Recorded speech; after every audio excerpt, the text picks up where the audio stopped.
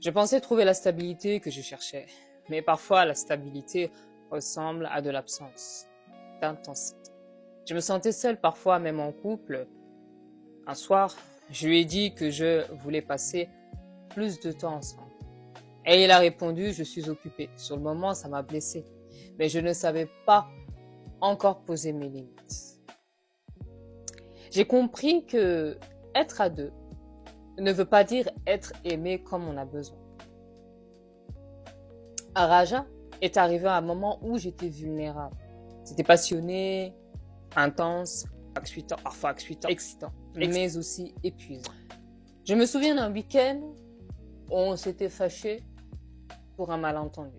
Je me suis sentie tellement stressée que j'en ai pleuré seule dans ma chambre. J'ai appris que l'intensité ne veut pas dire amour vrai. Un amour peut être fort sans être destructeur.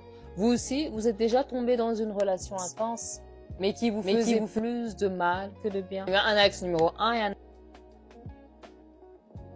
et un Alex numéro 2. Deux personnes différentes, mais étrangement la même dynamique. Avec le premier Alex, je me rappelle qu'on avait des projets, mais ils disparaissaient souvent pendant des jours. Avec le deuxième, ça semblait différent, mais les mêmes schémas se répétaient. J'ai compris que si une histoire se répète, le problème n'est pas toujours la personne en face, mais parfois nous-mêmes. Est-ce que ça vous est déjà arrivé de vous retrouver dans la même situation avec des personnes différentes? Après toutes ces histoires, j'ai fini par me poser la vraie question. Pourquoi je me bats toujours pour être aimée?